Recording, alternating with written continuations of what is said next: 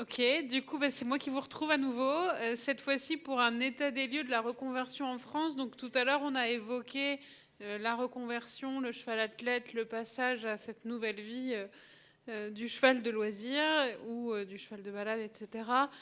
Cette partie-là est un petit peu plus spécifique où on va parler vraiment des problématiques, des âges des chevaux, des choses un tout petit peu plus concrètes qu'on rencontre sur le terrain. On passe du côté regroupement, du côté institution, à plutôt concrètement qu'est-ce qui se passe en reconversion. Donc, comme tout à l'heure, donc là l'idée c'est de partir de l'analyse de la filière de la reconversion et de voir un peu comment la communication et la force de perception du grand public a de fortes incidences sur le marché de la reconversion.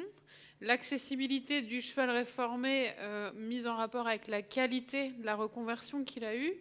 Et donc le profil type qu'on a réussi à faire, nous, avec les écuries de la fédération, du propriétaire du cheval réformé aujourd'hui. Le nombre d'écuries spécialisées et ce qu'on considère aujourd'hui comme étant une réglementation défaillante, dans le sens où, en France en tout cas, n'importe qui peut décider d'ouvrir une écurie de reconversion aujourd'hui. Donc ça ne veut pas dire forcément qu'ils ont les compétences. C'est pour ça qu'il y a des réseaux d'affiliation qui se mettent en place. En revanche, tout le monde peut le faire. Et tout le monde peut accueillir un cheval réformé.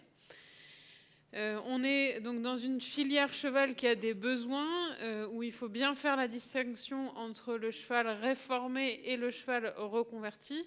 On est dans une filière cheval où il y a une inflation et une augmentation des coûts. Un cheval qui est stationné, c'est un cheval qui coûte de l'argent. C'est un cheval qui coûte de l'argent à l'écurie d'accueil. C'est un cheval qui est ensuite plus difficile finalement à revendre et sur des prix un peu compliqués. Et on a la problématique des chevaux vieillissants. Donc, c'est-à-dire qu'avant, on avait plutôt effectivement des chevaux sur une part entre 4 et 10 ans. Aujourd'hui, on a de plus en plus de très jeunes chevaux et on a aussi de plus en plus de chevaux plus vieux qui sont en fait des réformés d'élevage. On verra ça en plus en détail tout à l'heure. Et la capacité du placement avec le fonctionnement du réseau de référence, la charte qualité qu'on a vue brièvement tout à l'heure et l'efficacité ou non des réseaux sociaux. Donc la filière reconversion en tant que telle, donc c'est une filière un peu nouvelle, c'est une filière transverse qui travaille à la fois avec la filière course et de galop et de trot et la filière de loisirs, puisque aujourd'hui les interactions sont quasiment constantes et en plus inévitables. Donc le cheval réformé, dans une étude qu'on a fait nous au sein de la Fédération française de la reconversion, il a une perception qui est assez, qui est en bonne évolution, mais qui reste assez négative dans le sens où pour un grand public ou pour un cavalier de loisirs, 50% répondent qu'un cheval réformé, c'est un cheval blessé avec des problèmes vétérinaires cachés. Ça, c'est l'angoisse typique de la personne qui disait non mais là, moi je veux pas d'un cheval réformé parce qu'il a forcément eu des problèmes de santé. Donc ça, c'est une première idée reçue sur laquelle on travaille avec les vétérinaires qui accompagnent les écuries de reconversion, puisqu'aujourd'hui, un cheval blessé est un cheval suivi par un vétérinaire dans une écurie. C'est un cheval pour lequel il y a un protocole de prise en charge, et c'est un cheval qui n'est pas replacé sans avoir eu des soins.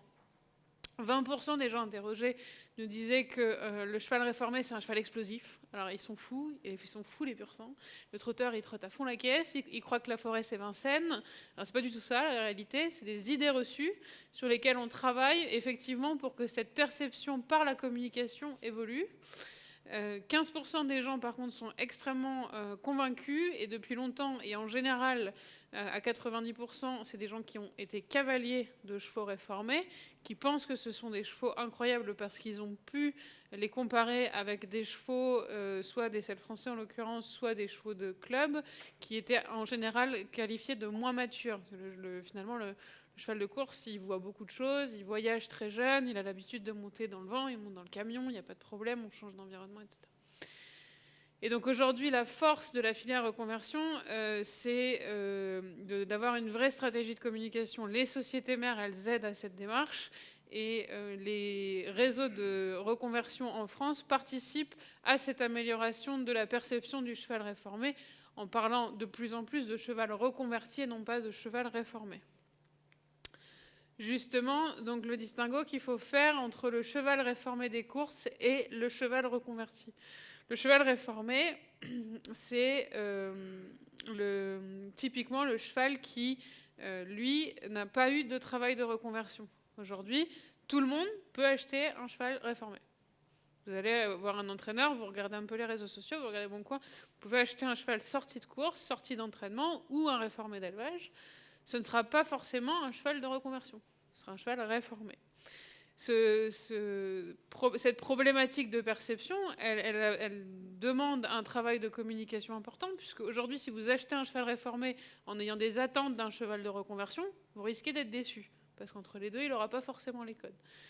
Donc aujourd'hui, on met en place des actions en France que vous avez peut-être vu, qui s'appellent les actions Race and Care, qui sont mises en place par la Fédération nationale des courses hippiques. Donc il y a un budget de communication qui a été mis en place pour vraiment faire le distinguo et valoriser ce qu'on appelle la reconversion et non pas la réforme. Il y a aussi des circuits qui se mettent en place aujourd'hui pour valoriser les chevaux réformés. Alors ça, c'est un grand débat, un autre débat que celui qu'on aura aujourd'hui. Mais faut-il des épreuves spécifiques aux chevaux réformés? Si on pense qu'un cheval bien reconverti, c'est un cheval qui peut avoir la même carrière qu'un cheval de loisir lambda, est-ce qu'il a vraiment besoin d'avoir une épreuve pour lui? Ça, c'est un autre sujet, mais effectivement, ça pose question. Notamment parce qu'en France, on a un système pour les jeunes chevaux qui s'appelle le système de la SHF, la Société hippique française. Et en Société hippique française, les chevaux selles français sont primés et ils ont des primes que les pur sang ou les trotteurs n'ont pas le droit de percevoir. Donc on trouve que ça fait un système à 2 vitesses, alors qu'un jeune cheval qui est performant, il devrait avoir la même prime pour son cavalier amateur, que ce soit un selle français, un trotteur ou un galopeur. Donc il y a une réelle volonté aujourd'hui d'unification de la filière autour du bien-être équin, que ce soit dans le sport, dans les courses, dans le loisir, et donc la reconversion qui travaille avec toutes ces filières. L'objectif avant tout, c'est d'optimiser le bien-être du cheval et de s'assurer que dans toutes les phases de sa vie, il se sente le mieux possible. Aujourd'hui, la menace de cette évolution sur la perception du cheval de reconversion, c'est le côté accessible. Un cheval réformé est sur un budget inférieur. Aujourd'hui, on peut acheter un cheval réformé à 1 000 €, on peut acheter un cheval réformé à 2 000 €, à 3 000 €, etc. Acheter un cheval avec un tout petit budget n'est pas synonyme de qualité. Et ça peut être dangereux en fonction du niveau de cavalier. Tout le monde n'est pas à même de faire de la reconversion. Et le budget aussi alloué à l'achat d'un cheval, c'est un point de vigilance, nous, qu'on a dans les écuries de la fédération, dans le sens où vous achetez un cheval à 3 000 €, vous nous dites, en tout, j'ai 5 000 € de budget, j'ai 1 000 € pour mon matériel, 3 000 € pour acheter le cheval, et puis il me reste 1 000 € pour les autres choses auxquelles je n'ai pas pensé. En général, c'est ça. Sauf qu'en fait, au-delà de ça, dans le budget de fonctionnement pour votre cheval sur l'année, au-delà de l'achat, il y a la pension, l'alimentation, les vaccins. C'est important de garder son cheval vacciné. Il faut le vermifuger. Alors, en fonction des écuries, ça peut être 1 fois, 2 fois, 3 fois. Et puis surtout, il y a l'accident, l'imprévu, où plutôt que de chercher des solutions tout seul sur Google, c'est quand même bien de pouvoir faire appel à un veto. Parce qu'il y a quand même pas mal de choses où votre veto, il vous donnera des astuces. Et souvent, nous, on a des nouveaux propriétaires qui sont inquiets de l'appel au veto, en se disant ça va forcément me coûter une fortune. Alors le docteur Bourreau l'a dit, les vétérinaires aujourd'hui, c'est pas les mieux payés, mais en tout cas ils sont là pour donner ce bon conseil et ils s'adaptent parce qu'ils travaillent vraiment avec le propriétaire. Donc si vous bloquez ce frein-là dans une histoire de budget, il faut faire très attention. Votre budget ne se limite pas au budget de l'achat du cheval. Et donc cette démocratisation de l'équitation, c'est-à-dire que c'est accessible pour tout le monde, nous on reste vigilants sur ce point. Le cheval réformé, effectivement, permet à des cavaliers de devenir propriétaires sur des budgets plus inférieurs que sur des budgets de chevaux de sport ou des chevaux de course. En revanche, il faut quand même rester vigilant pour être capable d'assumer son cheval dans toutes les phases de sa vie et dans les phases imprévues. Donc aujourd'hui, la faiblesse de la filière de la reconversion, c'est qu'on a un nombre d'écuries spécialisées limité. Alors a priori, on est un petit peu plus en avance en France que ce n'est en Suisse, mais en même temps, on a aussi beaucoup plus de chevaux réformés. On a un volume de chevaux réformés nettement plus important que celui que vous avez ici. En revanche, notre capacité d'accueil aujourd'hui, elle reste restreinte. C'est-à-dire que tout réseau confondu, on arrive quasiment à 1000 chevaux réformés. Après, il y a une part de chevaux qui est réformée par des particuliers où on perd la traçabilité. On estime qu'il reste entre 4 et 5 000 chevaux à reconvertir et à rentrer dans les réseaux. Et aujourd'hui, on a des listes d'attente dans les écuries parce qu'il y a trop de chevaux, il y a un volume important. Donc cette faiblesse, c'est aussi une opportunité pour la filière parce qu'en fait, en créant cette filière viable et pérenne, on pourra développer des écuries stables avec un fonctionnement et une éthique et une déontologie qui correspondent aux valeurs nécessaires pour le devenir des chevaux. Et dans ces cas-là, on peut être force de proposition pour optimiser le bien-être des chevaux réformés et s'assurer de leur belle reconversion. Aujourd'hui, le cavalier du cheval réformé, c'est pas tout à fait le même profil que le cavalier du cheval de sport. Nous, dans notre analyse qu'on a faite donc, sur les 2 dernières années, sur les personnes qui ont acheté des chevaux dans toutes les écuries de la reconversion, on est face à des cavaliers qui sont nouveaux propriétaires, à plus de 75% des cas, la personne vient acheter le cheval, elle demande conseil pour les couvertures, elle demande conseil pour la selle, etc. Donc en fait, c'est presque un package tout en un. C'est un nouveau propriétaire, un premier achat de cheval. Et si ce n'est pas un premier achat de cheval, en général, ils ont déjà eu un cheval réformé ou ils connaissaient déjà quand ils sont venus chercher. En revanche, de manière générale, il y a un manque de connaissance du jeune cheval.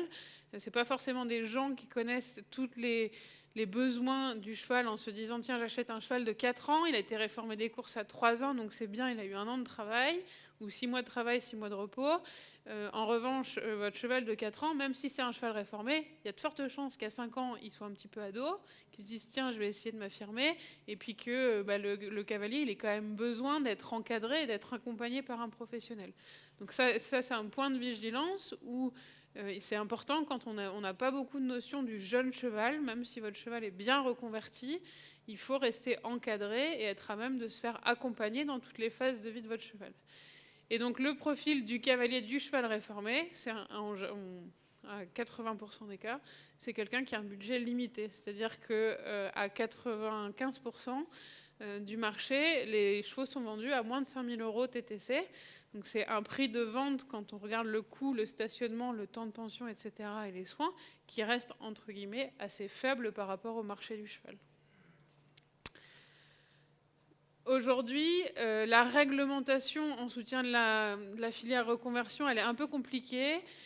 C'est-à-dire qu'il y a une partie de la réglementation qui évolue et on a des aides qui viennent un petit peu pour les primes pour les trotteurs ou les choses comme ça pour aider les écuries de reconversion. En revanche, aujourd'hui, un cheval blessé stationné, ça coûte de l'argent. Ça coûte de l'argent une écurie de reconversion et c'est un coût inhérent qui est parfois difficile à supporter. Donc c'est vrai que c'est quand on est propriétaire d'une écurie et qu'on souhaite faire de la reconversion, c'est quelque chose qu'il faut intégrer dans son modèle. C'est-à-dire que si le cheval, il est là dans le but d'être remis en route, reconverti et revendu 4 mois après, eh bien, il aura son coût de stationnement qui peut rentrer dans le prix de vente en fonction du prix d'achat. Si le cheval, en fait, vous ne saviez pas ce qu'il avait et finalement il arrive et au lieu de rester 4 mois, il reste 2 ans et du coup le prix est un peu inférieur parce qu'au lieu de faire de la valorisation, il va faire de la balade, votre cheval ne sera pas rentable. Après, en termes d'éthique, vous aurez sauvé le cheval, mais en termes de coût, c'est compliqué. En revanche, donc dans l'évolution de la filière, le cheval à l'entraînement, lui, et donc cette capacité à le laisser grandir a évolué. Dans le sens où aujourd'hui un cheval à l'entraînement, que ce soit trotteur ou galopeur, ça coûte cher, la pension coûte cher. Et aujourd'hui, on a quand même moins de chevaux blessés, dans le sens où ils essayent de sélectionner plus drastiquement, comme je vous le disais, quand ils sont plus jeunes, pour pouvoir permettre à des chevaux en fait verts, qui n'ont absolument aucun problème de santé, d'accéder à la reconversion. Plutôt que de payer une pension de course et d'essayer à tout prix, ils se disent que des fois, il vaut mieux arrêter parce que le coût à l'entraînement est important, et du coup, les réformer en reconversion. La dernière problématique qui est un peu compliquée, et donc ça reste un sujet important, mais qui est un tout petit peu en dehors malgré tout, C'est le cheval vieillissant. Aujourd'hui, on a une augmentation très forte depuis 14 mois des chevaux de plus de 15 ans qui sont placés pour la reconversion. Donc c'est majoritairement des chevaux d'élevage. Et donc ce phénomène arrive parce que les éleveurs se retrouvent avec trop de chevaux. Et malheureusement, quand on a trop de chevaux, on essaye de les placer. Quand on essaye de les placer et que les chevaux ont plus de 15 ans, c'est très compliqué. Parce qu'aujourd'hui, se projeter à dire « moi j'achète un cheval de reconversion, il a 15 ou 16 ans », eh bien oui, mais en fait, combien de temps est-ce qu'on va pouvoir l'utiliser? Et puis en fait, les frais du cheval retraité, ça peut aussi faire peur. Donc c'est des chevaux qu'on a énormément de mal à placer aujourd'hui. Donc aujourd'hui, les besoins de la filière cheval évoluent, clairement, mais il ne faut pas oublier qu'à chaque cheval, sa propre reconversion. Donc les profils des chevaux ont évolué au fil du temps, c'est-à-dire qu'aujourd'hui on a des chevaux plus jeunes sans blessure, ça devient majoritairement le cas, c'est-à-dire qu'on a quand même de moins en moins de chevaux blessés et qui ont été seulement testés à l'entraînement. Ensuite, donc, il y a une évolution forte au niveau des courses, de l'évolution des pratiques en faveur du bien-être des chevaux. Et clairement, le but, c'est d'éviter la difficulté de placement sans traçabilité. Donc tout est fait, et les entraîneurs, etc. C'est pour ça qu'aujourd'hui, on a des listes d'attente sur les écuries, parce que tout le monde travaille dans le même sens, en disant le but, c'est quand même de savoir ce que va devenir le cheval. Donc les entraîneurs jouent le jeu, les écuries de reconversion jouent le jeu, et les nouveaux propriétaires sont quand même ravis d'être accompagnés en se disant « moi, je sais ce que mon cheval a fait ». Je peux contacter l'entraîneur. On arrive même à avoir des remontées jusqu'aux éleveurs. Et en fait, le nouveau propriétaire est quand même ravi d'avoir tout l'historique de son cheval et part beaucoup plus en confiance. Donc aujourd'hui, un cheval réformé est un cheval qui a terminé sa carrière pour laquelle il était destiné, quelle que soit la raison. Ça peut être parce qu'il n'est pas performant, ça peut être parce qu'il est blessé, ou ça peut être parce qu'il est trop vieux. En revanche, le cheval reconverti, lui, aura suivi un vrai programme de reconversion individualisé, adapté à ses besoins, et qui lui permettra de développer de nouvelles aptitudes dans une nouvelle discipline ou une activité. Comme l'a souligné ce matin le docteur Bourreau, on ne fait pas une transition d'un cheval qui a une activité à un cheval qui n'a plus d'activité sans le préparer. Donc en fait, même pour une activité de balade, la transition, elle doit se faire correctement pour prendre en compte les besoins du cheval, prendre en compte son mental, est-ce qu'il a besoin qu'on s'occupe de lui. Il y a des chevaux qui sont très demandeurs de contact, il y a des chevaux au contraire qui sont plutôt en mode laisse-moi tranquille, reviens demain. Mais il faut pouvoir s'adapter à chaque profil, et ça c'est le cheval qui vous le dira. Aujourd'hui, donc l'inflation et l'augmentation des coûts jouent quand même contre cette difficulté de prendre en charge le cheval réformé et de lui donner du temps, puisque c'est quand même un coût inhérent qui joue sur la rentabilité. Aujourd'hui, même si on ne parle pas forcément de rentabilité, l'objectif de l'écurie de reconversion, c'est d'être capable de continuer à prendre en charge des nouveaux chevaux. Donc c'est quand même un point qu'il ne faut pas négliger. On propose un coaching, un accompagnement pour le travail du jeune cheval. C'est quelque chose dans les projets 2024 qu'on va mettre en place pour aider les écuries qui s'installent et pour aider les jeunes propriétaires. En revanche, les frais de pension, de valorisation, ce sont des coûts qui sont difficiles à supporter et ce sont aussi des coûts difficiles à supporter pour le nouveau propriétaire. Les frais annexes, on en parlait tout à l'heure, c'est difficile à anticiper. Donc on a les propriétaires trop précautionneux qui vont se bloquer dans le coaching, mais par contre qui gardent une énorme enveloppe de côté au cas où. Et il y a ceux par contre qui préfèrent tout utiliser, qui n'ont pas d'enveloppe de côté. Le problème, c'est qu'on ne peut pas savoir, c'est comme le fait de prendre une assurance ou pas d'assurance. Des gens qui vous diront, moi j'ai toujours assuré mes chevaux, je suis tranquille. Puis votre cheval n'a jamais rien eu, donc en fait vous avez payé l'assurance pour rien. Et puis il y a ceux qui n'ont jamais assuré leurs chevaux, qui n'ont jamais eu besoin. Ça c'est un peu propre à chacun. Mais il faut quand même être vigilant et l'avoir en tête. Ensuite la question c'est, est-ce que tous les chevaux peuvent être reconvertis? Ça c'est un point assez important, parce qu'on a énormément de chevaux. Nous en l'occurrence on les prend sans discrimination. C'est-à-dire qu'on nous envoie une photo, ou pas. Des fois, ils n'ont pas le temps. On a le nom du cheval, par contre, son historique, blessé, pas blessé, sauf que c'est tout ce qu'on sait. Ensuite, on découvre le cheval quand il descend du camion.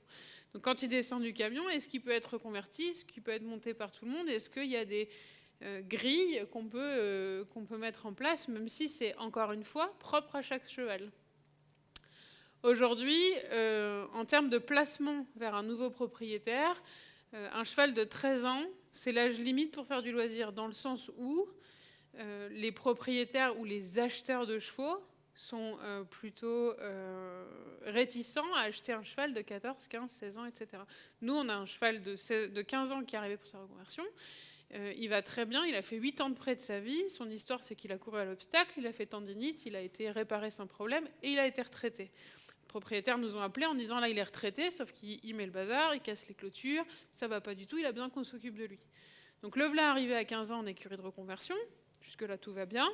On l'a remis en route, ça va super. Il est monté par des jeunes cavaliers, pas de problème. Il va en forêt tout seul, ça lui va très bien. Il vit avec des copains, tout va bien. Il saute très bien, sauf qu'il a 16 ans. Et aujourd'hui, à 16 ans, vendre un cheval à 16 ans en disant « mais il est en pleine forme hein. ». Lui, je pense, par expérience, qu'à 25 ans, il sera toujours montable parce qu'en plus, il s'est reposé pendant 8 ans de sa vie.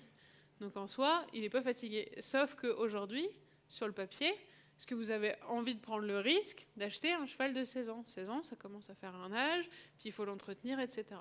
Donc 13 ans, c'est l'âge constaté, ce qui ne veut pas dire que les autres ne sont pas aptes, mais c'est l'âge constaté pour faire du placement pour du loisir. 15 ans, c'est l'âge limite de placement balade, parce que quand vous voyez une annonce avec marqué un cheval à 18 ans à placer parce qu'il peut encore faire de la balade ou à remettre en route, ça pose quand même la question du bien-être du cheval et où est-ce qu'il en est physiquement.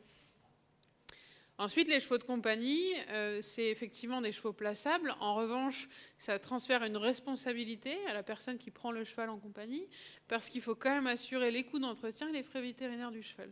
Avoir un cheval tondeuse, comme l'évoquait Dr Bourreau ce matin, c'est quelque chose qu'on a beaucoup vu pour les chevaux de centre équestre, etc. Mais l'idée reçue que le cheval tondeuse ne coûte rien parce qu'il tond la pelouse, c'est pas vrai. Le cheval tondeuse, il a comme les autres des besoins qu'il faut quand même assurer financièrement.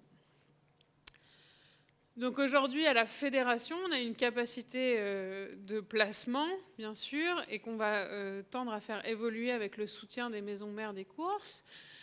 Donc du coup, on a un soutien de l'ensemble de la filière, que ce soit par les actions des maisons mères qui sont mises en place, par Au-delà des pistes passerelles ou par la Fédération française de la reconversion. Aujourd'hui, on a des points communs de structuration et une volonté commune de labelliser un réseau fiable de placement. Il y a énormément de chevaux, le but c'est que ça parte pas dans tous les sens et qu'en fait le système travaille contre lui-même. Le but c'est que le système évolue dans les bonnes pratiques pour que le cheval soit le mieux possible. Donc la charte que j'ai évoquée ce matin, c'est notre point capital de travail de 2023, parce qu'on s'est dit qu'il fallait absolument engager, au-delà de le fait de s'engager verbalement, c'est quand même bien de s'engager sur des principes et de pouvoir l'afficher, parce que c'est des points importants et indispensables au bon fonctionnement de la reconversion.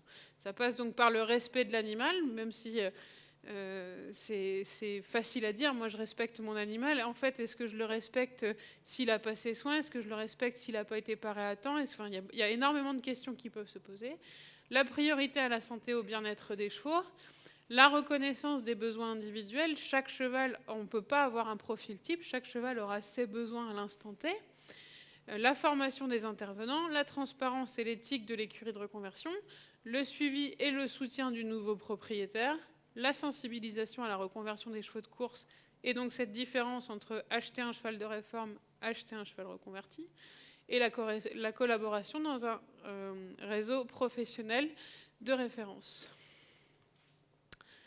Donc le suivi et la traçabilité du cheval réformé, c'est un point de travail aujourd'hui pour faire évoluer effectivement ce statut du cheval, parce qu'il y a une problématique juridique du suivi du cheval, notamment en cas de revente. Aujourd'hui, la vente du cheval, elle est contractualisée, mais elle n'engage que la personne qui signe le contrat avec nous. Une fois que la personne revend son cheval, les obligations contractuelles ne sont pas transférées si le contrat utilisé est différent. Donc nous, on a une demande de suivi, on travaille sur ce point. En revanche, c'est extrêmement difficile, mais l'objectif est quand même de travailler sur la protection du cheval et de s'assurer qu'il reste donc interdit d'abattage et en interdiction de recourir. Interdiction de recourir, quand vous achetez un cheval de 13 ans, en général, la question, elle ne se pose plus. C'est plutôt pour les jeunes chevaux. Et donc, le suivi de la nouvelle vie du cheval, donc c'est un temps et une gestion administrative très important, parce qu'aujourd'hui, avec 400 chevaux dans le réseau, pour avoir des nouvelles de tout le monde, je peux vous assurer qu'il faut prendre le temps d'appeler et d'appeler sans juger, pour que les gens ils aient envie de parler, de témoigner de ce qui se passe avec leur cheval. Donc à 90%, 92%, c'est des belles histoires. Puis après, il y a ceux qui sont un peu en difficulté, qui ont besoin d'en parler, qui ne savent pas trop, qui devaient être coachés, qui ne l'ont pas été, qui se sont séparés entre-temps, qui ont une baisse de moyens. Finalement, le cheval devait vivre au box, finalement, il vit au pré. Enfin, il y a plein de choses. Et donc, ce dialogue, il est capital pour assurer un bon suivi de la nouvelle vie du cheval. Enfin, les réseaux sociaux, on n'adore pas, on est pour, on n'est pas pour. En revanche, même si on n'est pas pour, on finit toujours par être dessus. Ça, c'est sûr.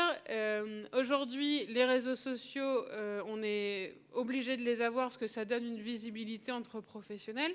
Ça donne aussi une visibilité aux particuliers parce que quand vous recherchez quelque chose sur Google, vous finissez toujours par tomber sur la page Facebook de l'entreprise ou de l'association. Et le but, c'est quand même de s'assurer que les personnes qui revendent des chevaux soient en corrélation avec les personnes qui, eux, rêvent d'un premier cheval, en restant vigilants sur le fait que n'importe qui fait une excellente communication peut vous mettre des très belles photos d'un cheval pas en état. Et à l'inverse, quelqu'un qui est nul pour faire des photos peut vous mettre des très mauvaises photos d'un cheval en très bon état. Donc il faut être très vigilant sur ce point réseaux sociaux. Maintenant, comment distinguer une écurie labellisée? Sur les réseaux sociaux, c'est très compliqué.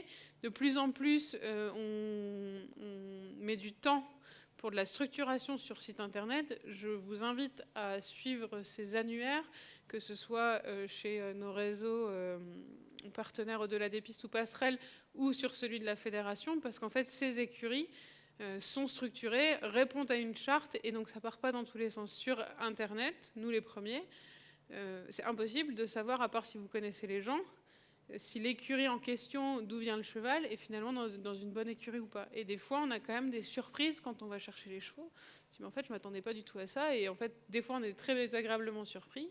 Et des fois, on se dit, mais oh là là, en fait, le seul petit coin d'herbe sympa, c'est là où ils prennent la photo, le reste, c'est la cata. Donc attention aux réseaux sociaux, et donc point de vigilance sur le travail de reconversion adapté, enfin réalisé, dans le sens où on voit des choses à l'instant T. La question, c'est comment ça se passe quand le cheval est finalement pas filmé. Est-ce que le travail est toujours bien fait? Est-ce que le cheval est aussi bien qu'il a l'air sur sa vidéo? Donc sur ce point-là, nous on encourage vivement à ne pas acheter un cheval sur photo. Un cheval, dans 99% des cas, c'est quand même mieux de le rencontrer. Nous, on compare souvent ça à un couple. Avant de se mettre en couple, c'est quand même bien de se rencontrer une fois avant d'habiter dans la même maison. Sinon, on risque d'avoir des problèmes. Et bien, avec votre cheval, c'est un peu pareil. Il faut se rencontrer, voir si le feeling y passe, voir si vous êtes prêt à faire la démarche. Et une fois qu'il y a cette base-là, ce sera quand même beaucoup plus facile pour construire l'aventure de vie avec votre cheval qui a été reconverti. Quel avenir, du coup, pour le cheval réformé des courses? Ça, à vous de me le dire. Merci pour votre attention.